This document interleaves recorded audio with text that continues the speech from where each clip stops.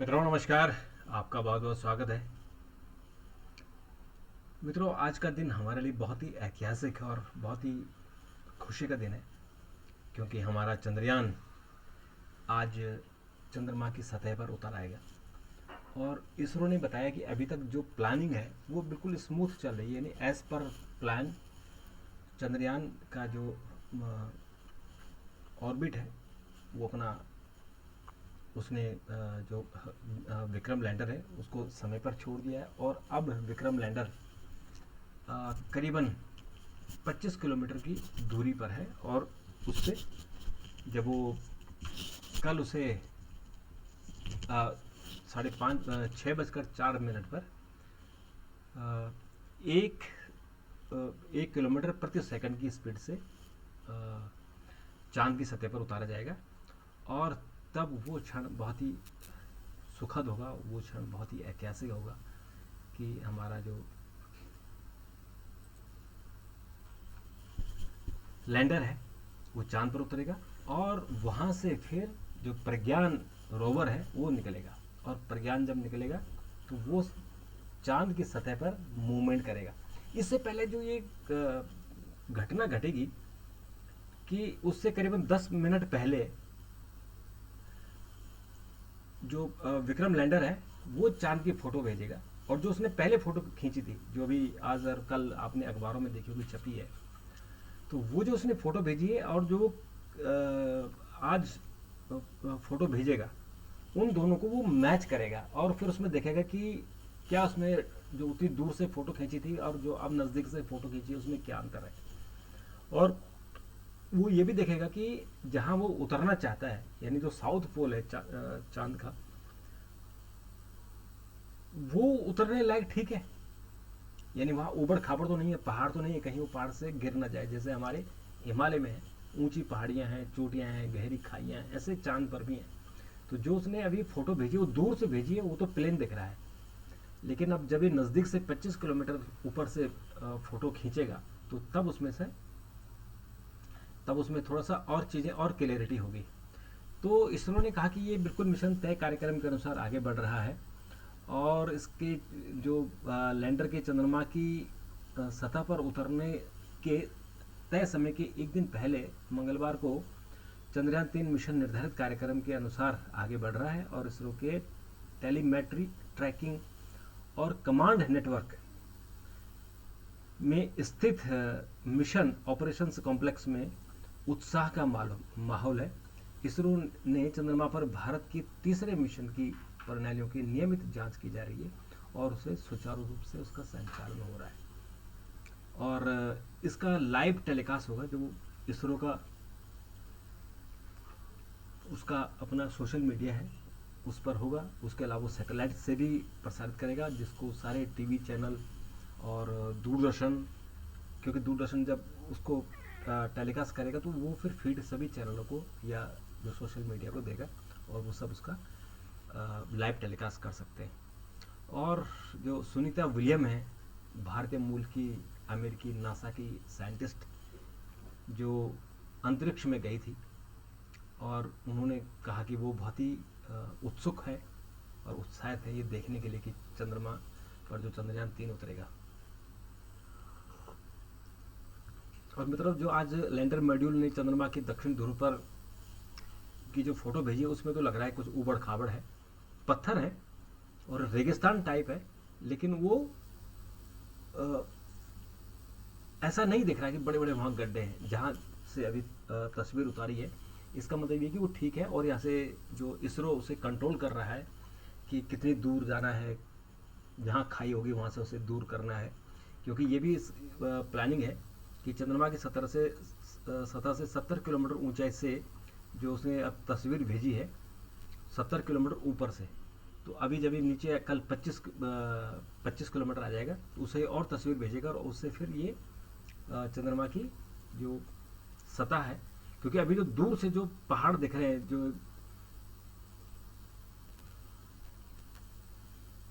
जो अगर आपने फोटो देखी होगी, जो दूर से गड्ढे दिख रहे हैं वो गड्ढे छोटे दिख रहे हैं, पर एक्चुअली जब वो नज़दीक जाएंगे तो गड्ढे बहुत बड़े होंगे, जैसे हम जहाज से देखते हैं। जबकि हमारा जहाज तो 2-2.5 किलोमीटर ऊपर ही उड़ता है, करीबन 25,000 30,000 फीट तक ही उड़ता है। तो ये तो 70 किलोमीटर यानी 70 करीबन 2 लाख 2.5 लाख फीट मीटर की ऊंचाई पर है। तो इसका मतलब ये हुआ कि उसका जब वहां से फोटो आएंगी और नज़दीक 25 मीटर पर, तो और इसमें क्लियरिटी आएगी। और अगर ये ईश्वर करे सब ठीक ठाक हो और ये जैसे ही दक्षिण ध्रुव पर उतरेगा, वैसे ही पहला देश होगा भारत जिसने चांद पर अपना रोवर उतारा है। क्योंकि अभी 2 दिन 3 दिन पहले आपने देखा होगा कि रूस का जो लूना 25 था वो क्रैश कर गया, क्रैश लैंडिंग हो गई है, वो चांद की सतह पर टकरा गया और ख़त्म हो गया। तो अब भारत का नंबर है, क्योंकि भारत का इससे पहले 2 अभियान यानी चंद्रयान 1 और चंद्रयान 2 आंशिक सफल हुए हैं, और ये तीसरा ये हमारे लिए बड़ा है। और मित्रों, इसकी बहुत सारी बातें आ रही है, इसके सॉफ्ट लैंडिंग को लेकर बात आ रही है। और ये जो 14 जुलाई को launch vehicle mark 3 LVM rocket के जरिए 6,000 करोड़ रुपए की लागत से इसे भेजा गया था, और ये 41 दिन में अपनी यात्रा पूरी करके अभी चांद की सतह पर उतरने वाला है। और 20 अगस्त को अब ये जो लूना 25 है वो 20 अगस्त को क्षतिग्रस्त हो गया था, टूट गया था। तो इसलिए हमारे सामने ये भी चुनौती हाजिर है। आज इसरो ने कहा कि अगर सब कुछ ठीक रहा तो हम 23 अगस्त को 6:04 पर उतारेंगे, और इसका जो आखिरी के 10 मिनट होंगे, 10 से 15 मिनट, वो बहुत खतरनाक होते हैं, बहुत ही क्रूशियल होते हैं, जिसको किलर 15 बोलते हैं, क्योंकि उसी में ही जितने क्रैश हुए हैं उसी में ही हुए हैं। और मित्रों, तो हम सब लोग, पूरा देश, जैसे हमारा देश धार्मिक देश है और हमारे आध्यात्म की पूजा होती है, तो सभी लोग, सभी धर्मों के लोग प्रार्थना कर रहे हैं कि हमारा जो चंद्रयान 3 है ये सफलतापूर्वक लैंड कर जाए और ये वहाँ से हमें नित नई जानकारी भेजे। तो मित्रों, ये तो थी चंद्रयान 3 की कहानी। और अगर इसमें एक संभावना है कि अगर वहाँ माहौल इस तरह से न रहा, जैसे हम कह रहे हैं कि 25 किलोमीटर की दूरी पे जब वो फोटो भेजेगा, सपोज उस फोटो में जो गड्ढा दिख रहा है वो बड़ा गड्ढा हुआ, तो फिर उसकी पोजीशन चेंज करनी पड़ेगी, उस ऐसी जगह उतारना पड़ेगा जहाँ प्लेन हो, जहाँ वो मूवमेंट कर सके, क्योंकि अभी तो मूवमेंट नहीं हो रही है। तो मूवमेंट करेगा तो उसके बाद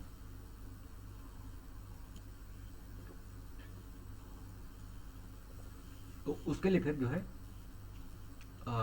ऐसी जगह तलाशनी पड़ेगी। अगर ऐसा हुआ कि वो गड्ढे के आसपास, तो उसकी पोजीशन चेंज की जाएगी, तब 27 अगस्त को इसको उतारना पड़ेगा। इसरो ने कहा है कि 23 को हम उतारेंगे। अगर हालात ठीक नहीं हुए, उसकी ग्रेविटेशनल फोर्स भी देखनी है कि चांद पर, अभी तो हम कह रहे हैं इतनी दूर से कि चांद पर ग्रेविटेशनल फोर्स नहीं है, लेकिन एक्चुअल तभी पता लगेगा जब वहाँ आप फिजिकली पहुँचोगे। तो फिजिकली हमारा जो लैंडर है विक्रम वो पहुँच चुका है, तो 25 किलोमीटर दूर से उसकी ग्रेविटेशनल फोर्स की भी वो एक स्टडी कर लेगा कि इसमें कितनी ताकत है अपनी तरफ खींचेगा। जैसे हम धरती पर हमारा ग्रेविटेशनल फोर्स है, गुरुत्वाकर्षण बल है जो हमको अपनी तरफ खींचता है। हम पत्थर उठाते हैं तो नीचे गिरता है हर सामान। तो वो चांद पर है, ऐसा है कि नहीं, क्योंकि अभी तक ये कहानी आई थी कि चांद पर नहीं है, तो आदमी उड़ता है, ये कहानी है। लेकिन अभी तो आदमी एक ही बार वहाँ गया है 1969 में। तो वो भी है कि जब ये हमारा मून उतरेगा तो ग्रेविटेशनल फोर्स का ही पता लगेगा, तो उसके हिसाब से फिर उसकी लैंडिंग, सॉफ्ट लैंडिंग की जाएगी। तो मित्रों,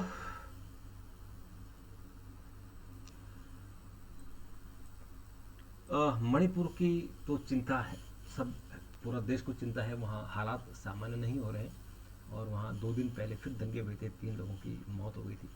और अब सरकार ने 22 कंपनियां और तैनात करने का फैसला किया है। और इससे पहले CAPF की 125 कंपनियां वहाँ तैनात है, यानी जितनी भी हमारी जो सेंट्रल आर्म्ड फोर्सेस हैं उनकी 125 कंपनियां हैं, तो 22 कंपनियां वहाँ और होंगी। तो वहाँ शांति स्थापित करने वाली बात है। मित्रों, प्रधानमंत्री दक्षिण अफ्रीका पहुँच गए हैं और वहाँ चूँकि भारतीय मूल के बहुत लोग हैं दक्षिण अफ्रीका में। महात्मा गांधी दक्षिण अफ्रीका में ही रहते थे, वहीं से उन्होंने अपनी वकालत की कैरियर शुरू की थी और आंदोलन भी वहीं से शुरू किया था। उसके बाद ही वो वहाँ से आंदोलन लेकर हिंदुस्तान लौटे थे। तो आज जब प्रधानमंत्री पहुँचे तो उनका परंपरागत और वैदिक मंत्रोच्चार के साथ स्वागत किया गया और वो वहाँ उन्होंने राष्ट्रपति से, वहाँ प्रधानमंत्री से मुलाकात की और अब वहाँ जो बातचीत होगी, जो वहाँ समझौते होंगे, उन पर फोकस होगा। और आज ही अभी हम देख रहे थे कि उनका सरकारी जो राजकीय सम्मान किया गया है। अभी वहाँ के साउथ अफ्रीका के प्रधानमंत्री ने एक औपचारिक जो प्रोग्राम था, समारोह था, वहाँ उनका स्वागत हुआ है। मित्रों, हरियाणवी गायक राजू पंजाबी का निधन हो गया है। ये बहुत ही टैलेंटेड 40 साल का युवा था और इसके साथ वहाँ के हरियाणा के युवा जुड़े हुए थे और इनके जो लोकगीत, इनके गीत बहुत ही प्रसिद्ध थे। तो इन्होंने 2013 से अपना करियर शुरू किया था और ये धार्मिक गाने गाते थे और बाद में इन्होंने फिर आजकल के कमर्शियल गीत है वो गाने शुरू किए। और उनका जो गीत है यार दोबारा नहीं मिले, इसने बहुत ज़बरदस्त लोकप्रियता हासिल की थी। और उन्होंने अभी एक गीत उन्होंने रिकॉर्ड किया था अभी कुछ दिन पहले ही, और वो गीत उनका आखिरी गीत साबित हुआ और उनको पीलिया हो गया था। हिसार के एक हॉस्पिटल में एडमिट थे, हालांकि बीच में उनको छोड़ दिया गया था, लेकिन दोबारा से उनकी स्थिति खराब हो गई थी।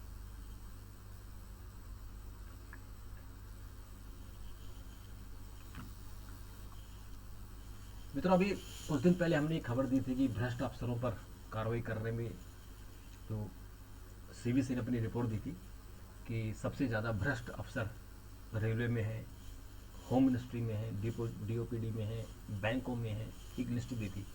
उसमें आज सतर्कता आयोग ने एक और रिपोर्ट दी है और उसमें कहा कि उन्होंने जितने रिकमेंडेशन करते हैं वो रिकमेंड करते हैं, जैसे इंक्वायरी करने के बाद वो कि मेजर पेनल्टी है या वार्निंग है या डिमोशन है या पेंशन रोकना है, तमाम तरह की एक्शन भेजते हैं। तो इन्होंने कहा कि सीबीसी ने 27 भ्रष्ट अफसरों पर कार्रवाई की सिफारिश की थी, लेकिन इसमें से 7 मामले रेलवे के थे और रेलवे ने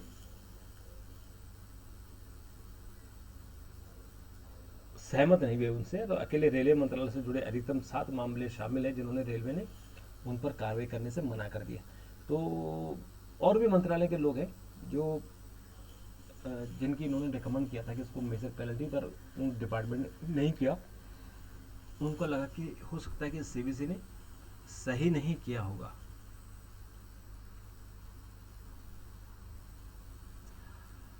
और मित्रों, इसके अलावा जो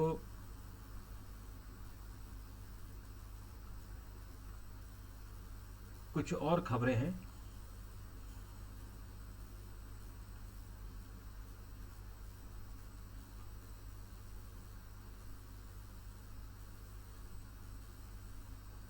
उनमें चंद्रयान 3 मिशन के बाद इसरो की नई जो योजना है उन पर एक विस्तृत रिपोर्ट है कि सूर्य का अध्ययन करने के लिए भी मिशन होगा, जलवायु अवलोकन का उपग्रह का प्रक्षेपण होगा, गगनयान मानव अंतरिक्ष को भेजने की योजना है वो होगा,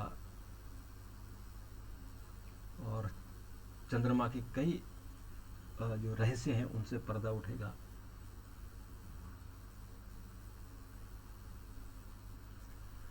तो इसकी तैयारियां जोर शोर से चल रही है।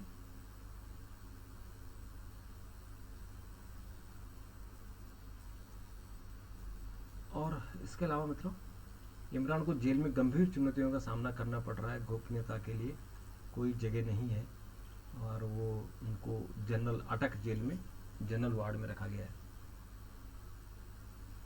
तो पाकिस्तान के राष्ट्रपति अलवी, उन्होंने अपने सचिव को बर्खास्त कर दिया है। विधेयकों पर हस्ताक्षर विवाद के बाद हुई कार्रवाई। और तहव्वुर राणा के प्रत्यर्पण पर अमेरिकी कोर्ट ने लगाई रोक।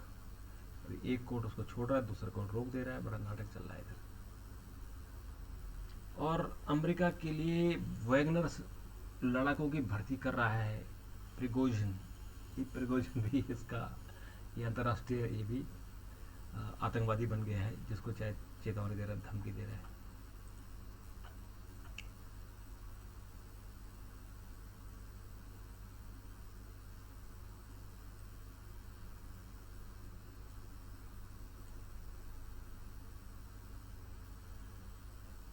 और मित्रों, बाकी जो हमारी क्रिकेट टीम का कल अनाउंस होता एशियन गेम्स के लिए, एशियन क्रिकेट कप के लिए, तो उसमें सूर्य कुमार यादव को लेकर बड़ी टिप्पणी हुई।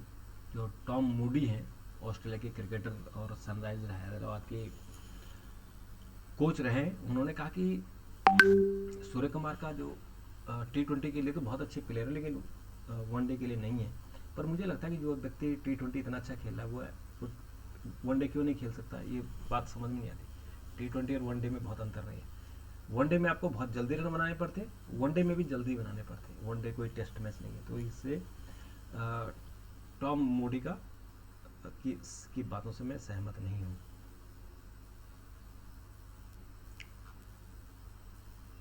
तो मित्रों, आज के लिए इतना ही। फिर हम इसरो की जो सफलता होगी उस पर फिर डिस्कस करेंगे। तब तक के लिए नमस्कार, थैंक यू, धन्यवाद।